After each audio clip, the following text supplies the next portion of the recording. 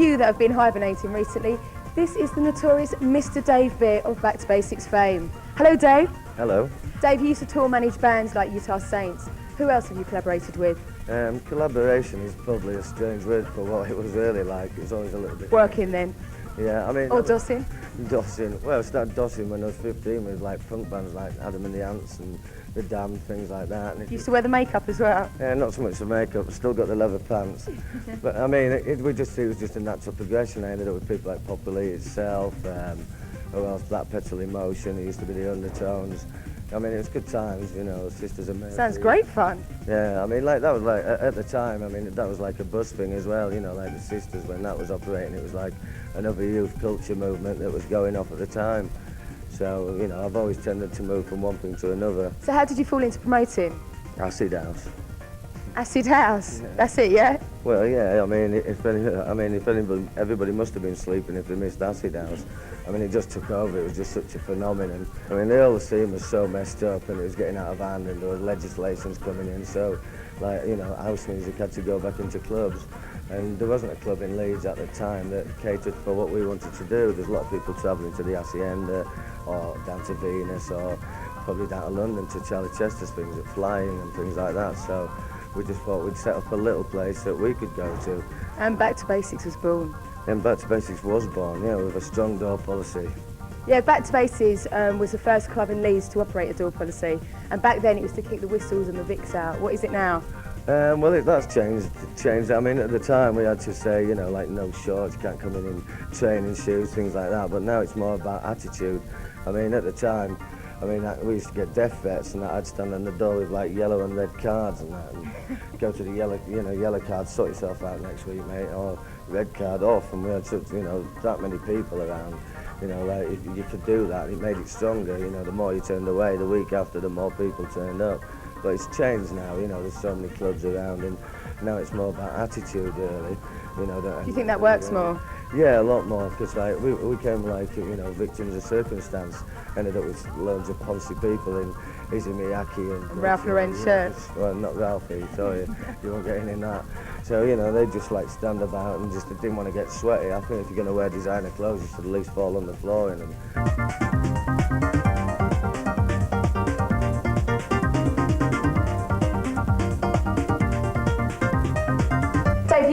On the way club culture has changed over the past few years?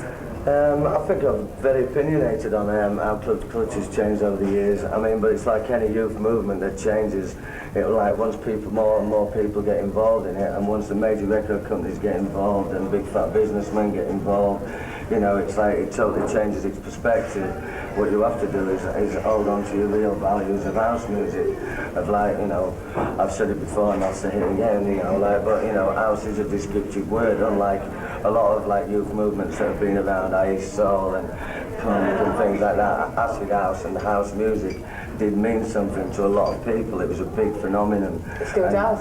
And it was like, you know, it was about, you know, having a space. It's like in my house, you know, it was like about having a place with a house. You want to sing this, don't you? Go on. Well, I don't know if I can sing it.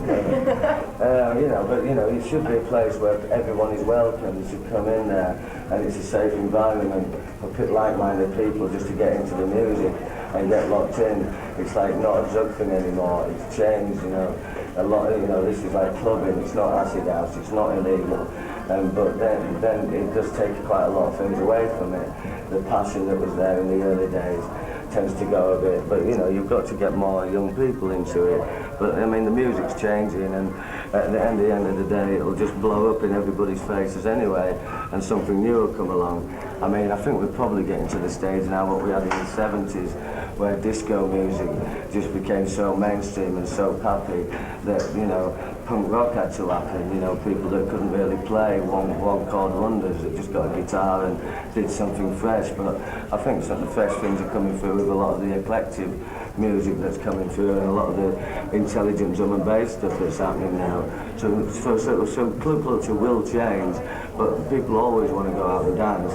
So if it's not to house music anymore, you know, they'll still be there. Club music will still be around and people will still want to club.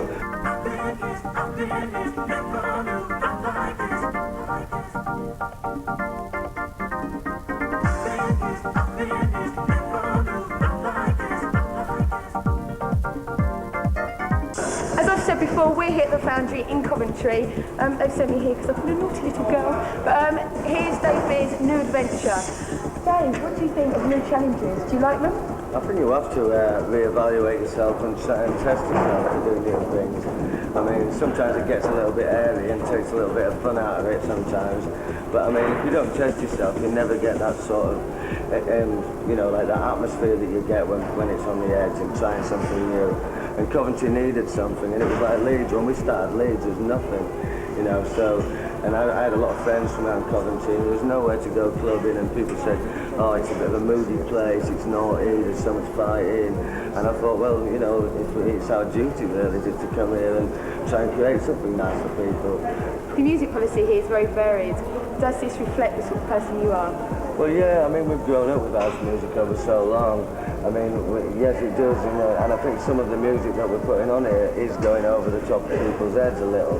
They're not quite too sure on some of the DJs that we're using, but I don't really want to compromise the DJs and actually just bring in obvious commercial DJs. We want to try and do something that's a little bit cutting edge here, and we're going to try different styles of music on different nights.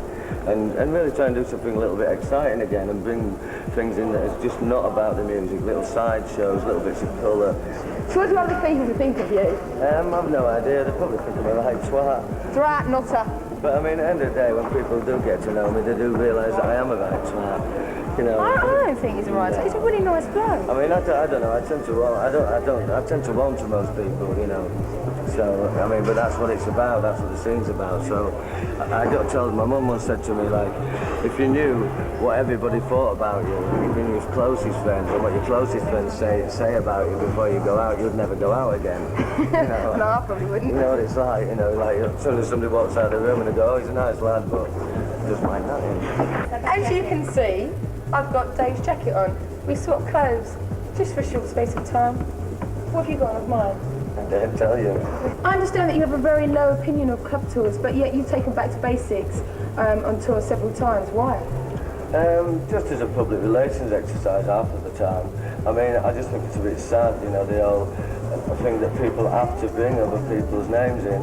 The only reason people do club tours is so they can put your logo on their flyers, so they can get people in through the seat, get people in through the door. I don't think that's a good thing. I think if you believe in your own club, you don't need to do that. So, I mean, and you can't create the Back to Basics atmosphere just anywhere. You know, you have to take the old shebang, you have to take the old decor, you have to take all your own people to show what Back to Basics is about. It's not like taking a band on tour. I think it's a pointless exercise, really. But do you not even think by taking it to another club, it gives other people a chance to see what you're about? Well, no, I think people should come to see us and see what it's about. You know, like, because you don't see what it's about, really. It's just the same club. But you've just got, you know, the DJs that we take, just the music, and you know, a few cheeky graphics here and there around the wall. In addition to a club nights, you've got your own record label. What's your input? Well, we've all got the same kind of input. I mean, the record label, again, is not a money-making exercise. We just put out tracks that we actually like, and a lot of the time it's friends and people, and some of them are quite famous producers, but still they are our friends, and we've made music, and they don't sell big units. You know what I mean? I think we're probably in debt with the label, but it's something, again, that's a passion thing for us. We cut our own nose off to spite our own face a lot of the time by doing what we actually believe in and not capitalising on it. So the label's just another part of what we're about. Dave, what is the most outrageous thing that you've ever done? That's broadcastable, of course.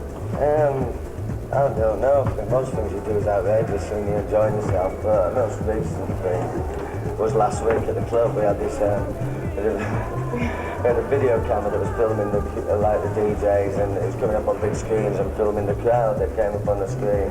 So it got to about 5 in the morning, I was a bit slaughtered, so I just took the video camera behind the screens, dropped my trousers, and just put it onto me.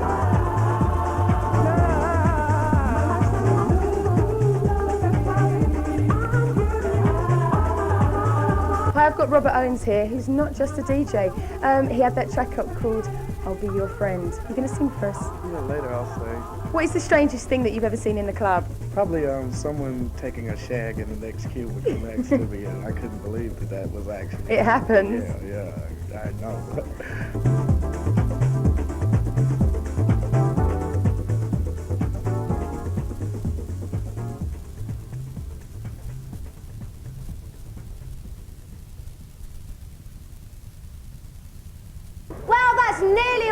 Plus, Lisa, you've got a weekend off. What are you going to do with it? Nothing. Absolutely nothing. I'm going to stay in, get a video and a bottle of wine. So for more news, views, gossip, fashion, clubs, watch this space.